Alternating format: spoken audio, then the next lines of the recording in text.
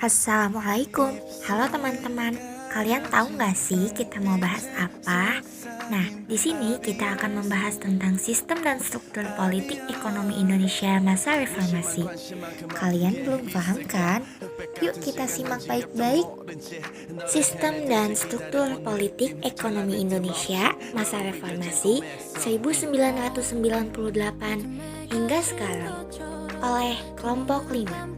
Hai, kami dari kelompok 5, saya Nina Istiana Bila Anwar, dan rekan-rekan saya, yaitu Menda Agustin, Meta Makmur, Nia Misnawati, Nur Hasanah, dan Oriza Satifah Ridwan. Yuk belajar sama-sama, jangan lupa disimak ya.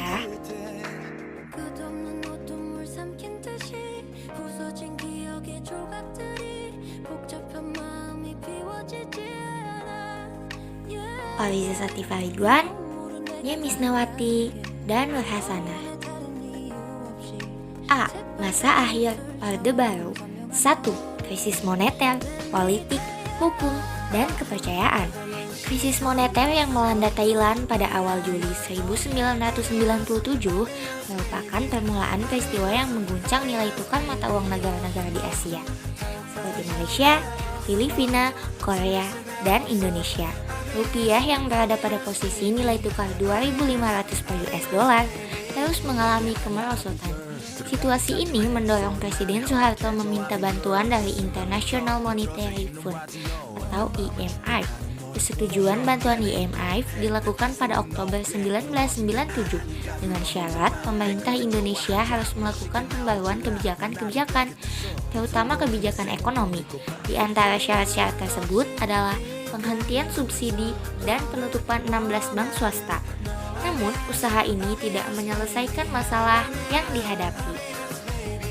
Upaya pemerintah untuk menguatkan nilai tukar rupiah melalui Bank Indonesia dengan melakukan intervensi pasar tidak mampu membendung nilai tukar rupiah yang terus merosot. Nilai tukar rupiah yang berada di posisi 4.000 per US dollar pada Oktober 1997 terus melemah menjadi sekitar 17.000 rupiah per US dollar pada bulan Januari 1998. Kondisi ini berdampak pada jatuhnya bursa saham Jakarta, bangkrutnya perusahaan-perusahaan besar di Indonesia yang menyebabkan terjadinya pemutusan hubungan kerja atau PHK secara besar-besaran. Kondisi ini membuat Presiden Soeharto menerima proposal reformasi IMF pada tanggal 15 Januari 1998 dengan ditandatanganinya Letter of Intent atau nota kesepakatan antara Presiden Soeharto dan Direktur Pelaksana IMF, Michel Cambesius. Namun, kemudian Presiden Soeharto menyatakan bahwa paket IMF yang ditandatanganinya membawa Indonesia pada sistem ekonomi liberal.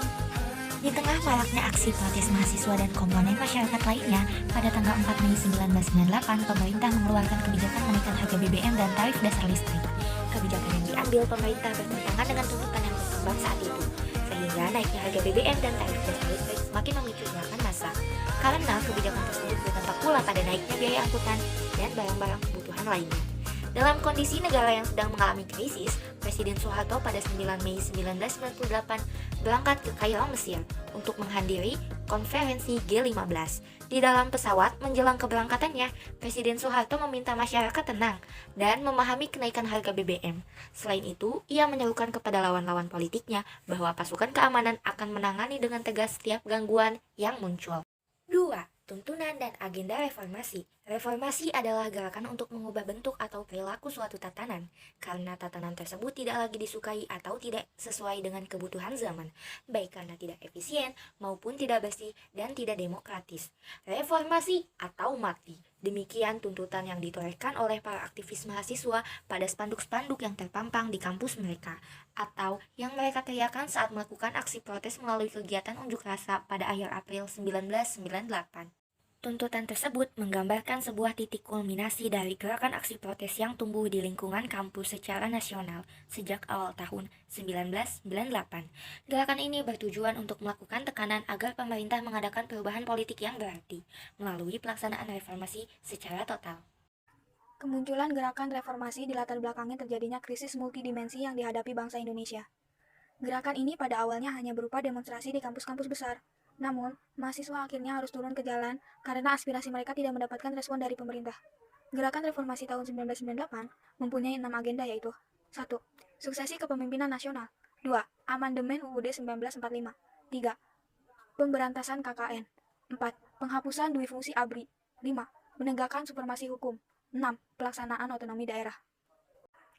Agenda utama gerakan reformasi adalah turunnya Soeharto dari jabatan presiden. Berikut ini kronologi beberapa peristiwa penting selama gerakan reformasi yang memuncak pada tahun 1998. Dalam rangka memperingati Hari Kebangkitan Nasional yang akan diselenggarakan pada tanggal 20 Mei 1998, direncanakan oleh Gerakan Mahasiswa sebagai momen Hari Reformasi Nasional. Namun, ledakan kerusuhan terjadi lebih awal dan di luar dugaan. Pada tanggal 12 Mei 1998, 4 mahasiswa Universitas Trisakti Jakarta tewas tertembak peluru aparat keamanan saat demonstrasi menuntut Soeharto mundur.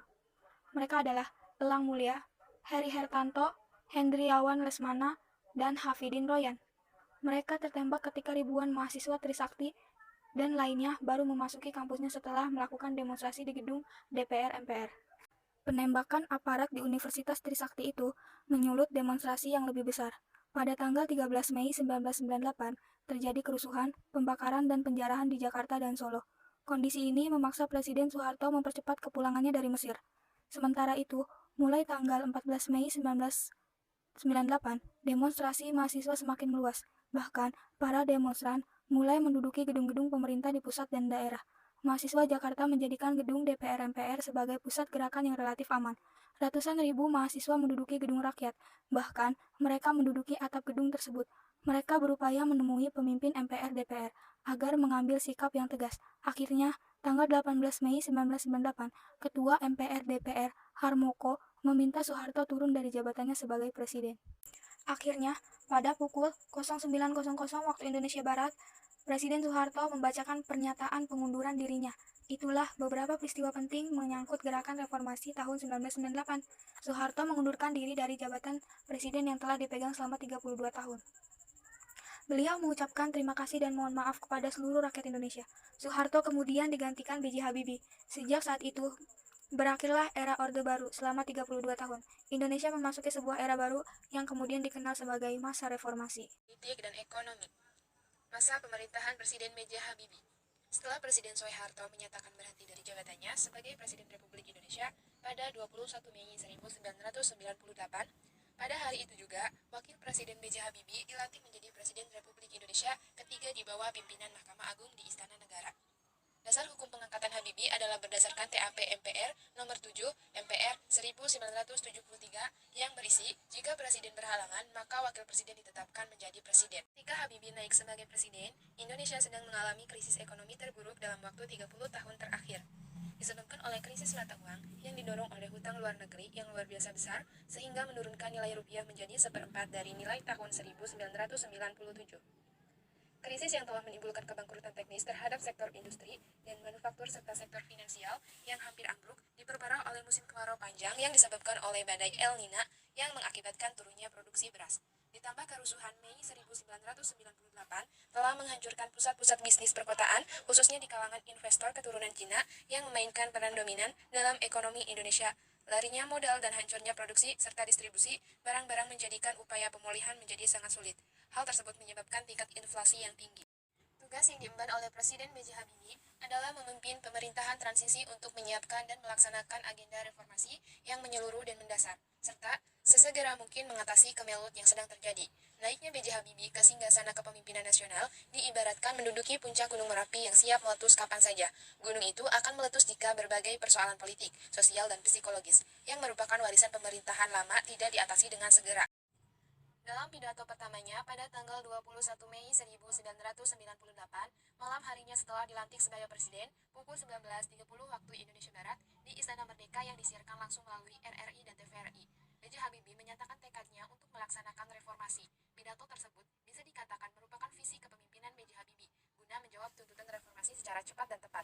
Beberapa poin penting dari pidatonya tersebut adalah kabinetnya akan menyiapkan proses reformasi dalam ketiga bidang, yaitu yang pertama, di bidang politik antara lain dengan memperbarui berbagai perundang-undangan dalam rangka lebih meningkatkan kualitas kehidupan berpolitik yang bernuansa pada pemilu, sebagaimana yang diamanatkan oleh Garis-Garis Besar Haluan Negara atau GBHN Yang kedua, di bidang hukum antara lain meninjau kembali undang-undang subversi, dan yang ketiga, di bidang ekonomi dengan mempercepat penyelesaian undang-undang yang menghilangkan praktik-praktik monopoli dan persaingan tidak sehat. A. Pembentukan Kabinet Reformasi Pembangunan. Sehari setelah dilantik, B.J. Habibie telah berhasil membentuk kabinet yang diberi nama Kabinet Reformasi Pembangunan. Kabinet Reformasi Pembangunan terdiri atas 36 menteri, yaitu 4 menteri negara dengan tugas sebagai menteri koordinator, 20 menteri negara yang memimpin departemen, dan 12 menteri negara yang memimpin tugas tertentu. Dalam Kabinet Reformasi Pembangunan tersebut, terdapat sebanyak 20 orang yang merupakan menteri pada Kabinet Pembangunan era Soeharto. Kabinet Reformasi Pembangunan terdiri atas berbagai elemen kekuatan politik dalam masyarakat, seperti dari ABRI, partai politik, yang contohnya Golkar, PPP, dan PDI, unsur daerah, golongan intelektual dari perguruan tinggi, dan lembaga swadaya masyarakat.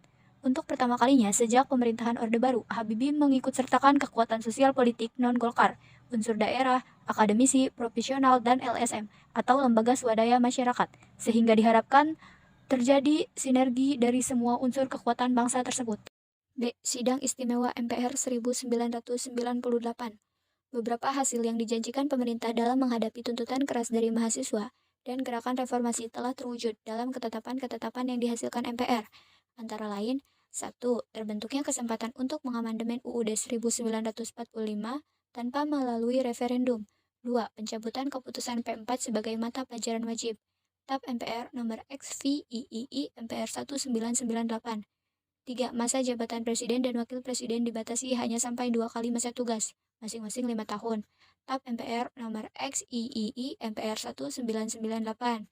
4. Agenda reformasi politik melalui pemilihan umum, ketentuan untuk memeriksa kekuasaan pemerintah, pengawasan yang baik, dan berbagai perubahan terhadap dui fungsi ABRI. 5. TAP MPR nomor XVII MPR 1998 tentang hak asasi manusia mendorong kebebasan mengeluarkan pendapat, kebebasan pers, kebebasan berserikat, serta pembebasan tahanan politik dan narapidana politik. C. Reformasi bidang politik. Beberapa hal yang telah dilakukan B.J. Habibie adalah: 1. Diberlakukannya otonomi daerah yang lebih demokratis dan semakin luas. 2. Kebebasan berpolitik dilakukan dengan pencabutan pembatasan partai politik. 3. Pencabutan ketetapan untuk meminta surat izin terbit atau SIT bagi media massa cetak, sehingga media massa cetak tidak lagi khawatir diberedel melalui mekanisme pencabutan surat izin terbit. 4. Dalam hal menghindarkan munculnya penguasa yang otoriter dengan masa kekuasaan yang tidak terbatas, diberlakukannya pembatasan masa jabatan presiden. D. Pelaksanaan Pemilu 1999. Pelaksanaan Pemilu 1999 boleh dikatakan sebagai salah satu hasil terpenting lainnya yang dicapai Habibie pada masa kepresidenannya. Pemilu 1999 adalah penyelenggaraan pemilu multipartai yang diikuti oleh 48 partai politik. Sebelum menyelenggarakan pemilu yang dipercepat itu, pemerintah mengajukan RUU tentang partai politik, tentang pemilu, dan tentang susunan dan kependudukan MPR, DPR, dan DPRD. Pelaksanaan referendum Timor Timur. Satu peristiwa penting yang terjadi pada masa pemerintahan Presiden B.J. Habibie adalah diadakannya referendum bagi rakyat Timor Timur untuk menyelesaikan permasalahan Timor Timur yang merupakan warisan dari pemerintahan sebelumnya. F. Reformasi bidang ekonomi. Reformasi ekonomi mempunyai 3 tujuan utama, yaitu: 1. Merestrukturisasi dan memperkuat sektor keuangan dan perbankan. 2. Memperkuat basis sektor real ekonomi. 3. Menyediakan jaringan pengamanan sosial bagi mereka yang paling menderita akibat krisis. G. Reformasi bidang hukum. Keberhasilan menyelesaikan 68 produk perundang-undangan dalam waktu yang relatif singkat, yaitu hanya dalam waktu 16 bulan. Setiap bulan rata-rata dapat dihasilkan sebanyak 4,2 undang-undang yang jauh melebihi angka produktivitas legislatif selama masa Orde Baru yang hanya tercatat sebanyak 4,07 undang-undang per tahun atau 0,34 per bulan. 2. Masa pemerintahan Presiden Abdurrahman Wahid. Abdurrahman Wahid yang lebih dikenal dengan panggilan Gus Dur, terpilih menjadi Presiden Republik Indonesia keempat pada tanggal 20 Oktober 1999. Terpilihnya Gus Dur sebagai Presiden tidak terlepas dari keputusan MPR yang menolak laporan pertanggungjawaban Presiden B.J. Habibie. Berkat dukungan partai-partai Islam yang tergabung dalam Poros Tengah, Abdurrahman Wahid mengguguli calon presiden lain, yakni Megawati Soekarno Putri. Dalam pemilihan presiden yang dilakukan melalui pemungutan suara dalam rapat paripurna ke-13 MPR. Megawati Soekarno Putri sendiri terpilih menjadi wakil presiden setelah mengguguli Hamzahas dalam pemilihan wakil presiden melalui pemungutan suara pula. Ia dilantik menjadi wakil presiden pada tanggal 21 Oktober 1999. A. Reformasi bidang hukum dan pemerintahan. Pada masa pemerintahan Abdurrahman Wahid, MPR melakukan amandemen terhadap Undang-Undang Dasar 1945 pada tanggal 18 Agustus tahun 2000. Amandemen tersebut berkaitan dengan susunan pemerintahan Negara Kesatuan Republik Indonesia yang terdiri atas pemerintahan pusat, provinsi, kabupaten, dan kota. Amandemen ini sekaligus mengubah pelaksanaan proses pemilihan umum berikutnya, yakni pemilihan hak suara dapat memilih langsung wakil-wakil mereka di tiap tingkat Dewan Perwakilan tersebut. Selain amandemen tersebut, upaya reformasi di bidang hukum dan pemerintahan juga menyentuh institusi Angkatan Bersenjata Republik Indonesia atau ABRI yang terdiri atas unsur TNI dan Polri. Institusi ini kerap dimanfaatkan oleh pemerintah Orde Baru untuk melanggengkan kekuasaan, terutama dalam melakukan tindakan represif terhadap gerakan demokrasi. Masa pemerintahan Presiden Megawati Soekarno Putri. Tugas Presiden Megawati di awal pemerintahannya, terutama upaya untuk memberantas KKN, terbilang berat karena selain banyaknya kasus-kasus KKN masa Orde Baru yang belum tuntas, kasus KKN pada masa pemerintahan Presiden Abdurrahman Wahid menambah beban pemerintahan baru tersebut. Untuk menyelesaikan berbagai kasus KKN, pemerintahan Presiden Megawati membentuk Komisi Tindak Pidana Korupsi setelah keluarnya Undang-Undang Republik Indonesia Nomor 28 Tahun 1999 tentang penyelenggaraan negara yang bersih dan bebas KKN. Reformasi bidang hukum dan pemerintahan.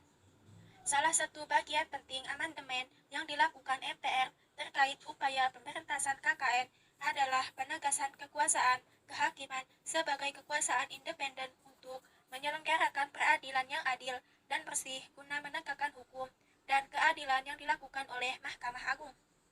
Amandemen ini memberikan kekuatan bagi penegak hukum untuk menembus birokrasi yang selama ini disalahgunakan untuk mencegah penyelidikan terhadap tersangka kejahatan, terlebih jika sebuah kasus menimpa pejabat pemerintah yang tengah berkuasa. Reformasi bidang ekonomi.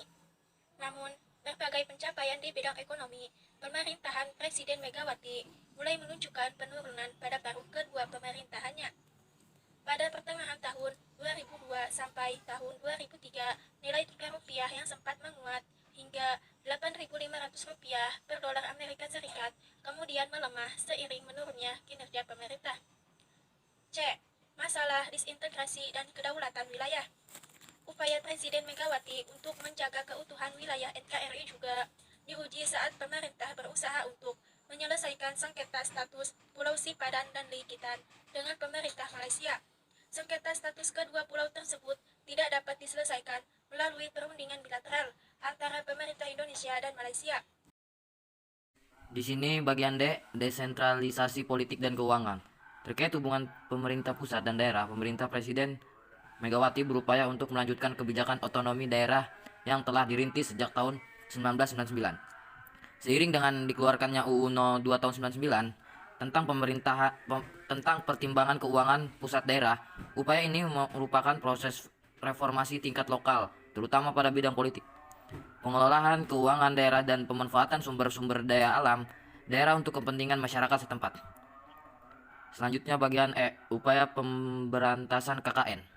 Berbagai kasus KKN yang diharapkan dapat diselesaikan pada masa pemerintahannya menunjukkan masih belum maksimal upaya Presiden Megawati dalam penegakan hukum, terutama kasus-kasus KKN besar yang melibatkan pejabat negara. Sekarang bagian F, pelaksanaan pemilu 2004. Pemilu legislatif 2004 yang diselenggarakan pada tanggal 5 April 2004 diikuti oleh 24 partai politik. 5 partai politik yang berhasil mendapatkan suara terbanyak adalah, yang pertama itu adalah Partai Golkar, mendapatkan 24 juta atau 21,8% suara. Selanjutnya adalah PDI Perjuangan yang mendapatkan 21 juta suara atau 18,53% suara. Yang selanjutnya adalah PKB mendapatkan 11 juta atau 10,57% suara. Selanjutnya adalah P3 yang mendapatkan 9 juta suara atau 8,15% suara. Yang selanjutnya adalah Partai Demokrat mendapatkan 8 juta suara atau 7,45% suara. Yang selanjutnya adalah Partai Keadilan Sejahtera mendapatkan 8 juta suara atau 7,34% suara. Dan yang terakhir adalah PAN mendapatkan 7 juta atau 6,44% suara. Berdasarkan perolehan suara tersebut, KPU meloloskan 5 pasangan calon presiden dan wakil presiden yang dianggap memenuhi persyaratan yang telah ditetapkan berdasarkan keputusan KPU No. 36 tahun 2004 untuk mengikuti pemilihan presiden dan wakil presiden. 4. Masa pemerintahan Presiden Susilo Bambang Yudhoyono. Sejak awal pemerintahannya, Presiden Susilo Bambang Yudhoyono memprioritaskan untuk menyelesaikan permasalahan kemiskinan dan pengangguran, serta pemberantasan KKN yang ia canangkan dalam program 100 hari pertama pemerintahannya. Program pengentasan kemiskinan berkaitan langsung dengan upaya pemerataan dan pengurangan kesenjangan serta peningkatan pembangunan terutama di daerah-daerah yang masih tertinggal. Salah satu program pengentasan kemiskinan yang dilakukan pemerintahan Presiden Susilo Bambang Yudhoyono adalah bantuan langsung tunai atau BLT. Pemerintahan Presiden Susilo Bambang Yudhoyono juga memberikan perhatian besar pada permasalahan kesejahteraan rakyat lainnya seperti sektor perumahan, pengembangan usaha kecil, peningkatan kesejahteraan PNS termasuk prajurit TNI dan Polri, dan juga kesejahteraan buruh. Pelayanan dan fasilitas publik juga ditingkatkan di bidang hukum. Upaya pemerintahan untuk melanjutkan program pemberantasan korupsi dan penegakan supremasi hukum juga mendapatkan perhatian dari pemerintah. C. Perkembangan ilmu pengetahuan dan teknologi di Indonesia. Pada 1956, melalui Undang-Undang Nomor 6 Tahun 1956, pemerintah Indonesia membentuk Majelis Ilmu Pengetahuan Indonesia, MIPI, dengan tugas pokok membimbing perkembangan ilmu pengetahuan dan teknologi, memberi pertimbangan kepada pemerintah dalam hal kebijaksanaan ilmu pengetahuan. Pemerintah Indonesia pada tahun 1962 membentuk Departemen Urusan Riset Nasional atau DURENAS, dan menempatkan MIPI di dalamnya dengan tugas tambahan membangun dan mengasuh beberapa lembaga riset nasional. Pada 1966, pemerintah merubah DURENAS menjadi Lembaga Riset Nasional, LEMRENAS. Pemerintah pada Agustus 1967 membubarkan LEMRENAS dan MIPI melalui SK Presiden RI nomor 128 tahun 1967. Kemudian, pemerintah membentuk Lembaga Ilmu Pengetahuan Indonesia, LIPI, berdasarkan keputusan MPRS nomor 18 B 1967. Sejarah perkembangan ilmu pengetahuan dan teknologi di Indonesia setelah merdeka terbagi menjadi 2 dekade. Pada dekade pertama, yaitu tahun 1945 sampai 1960, bangsa Indonesia mulai mengerti arti teknologi produksi, walaupun masih dalam tingkat pasif dan penuh ketergantungan pada pihak luar negeri. Selain lembaga-lembaga penelitian, teknologi di Indonesia juga mengalami perkembangan. Dalam bidang komunikasi, pemerintah RI membeli satelit yang diberi nama Sistem Komunikasi Satelit Domestik Palapa atau SKSD Palapa. Lembaga-lembaga siaran radio dan televisi juga mengalami perkembangan pesat sejak kemerdekaan Indonesia. 1. Nurtanio, Industri Dirgantara Nasional. Perkembangan industri pesawat terbang berawal ketika Presiden Soeharto memanggil pulang ahli aeronika lulusan Universitas Aachen di Jerman, B.J. Habibie, pada tahun 1974. Soeharto menugaskan Habibie untuk menyiapkan segala hal terkait pembangunan industri Dirgantara Nasional.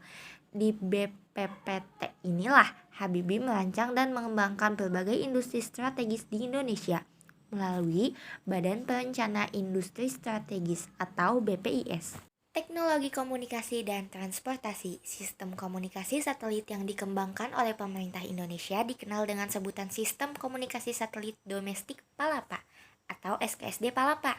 Penamaan Palapa diambil dari sumpah yang dilakukan oleh Patih Gajah Mada dalam upaya menyatukan wilayah geografis Nusantara. Satelit inilah yang digunakan oleh pemerintah Orde Baru dalam menyatukan wilayah Nusantara melalui komunikasi dan informasi. Pemerintah Indonesia juga mengembangkan sarana dan prasarana transportasi darat. Salah satunya adalah pembangunan jalan bebas hambatan atau dikenal dengan sebutan jalan tol. Pembangunan jalan bebas hambatan pertama yang dilakukan oleh pemerintah adalah pembangunan jalan tol Jakarta, Bogor, dan Ciawi yang dikenal dengan nama Jalan Tol Jagorawi. Jalan ini mampu mempercepat transportasi Jakarta ke Bogor, juga ke Ciawi dan Puncak. Pembangunan jalan tol terus dikembangkan oleh pemerintah, sehingga panjang tol yang dimiliki Indonesia mencapai 553.418.000 km pada tahun 1997, baik dikelola oleh Jasa Marga maupun oleh swasta. 3. Revolusi Hijau. Revolusi hijau merupakan upaya pemerintah dalam meningkatkan hasil pertanian melalui kebijakan modernisasi pertanian.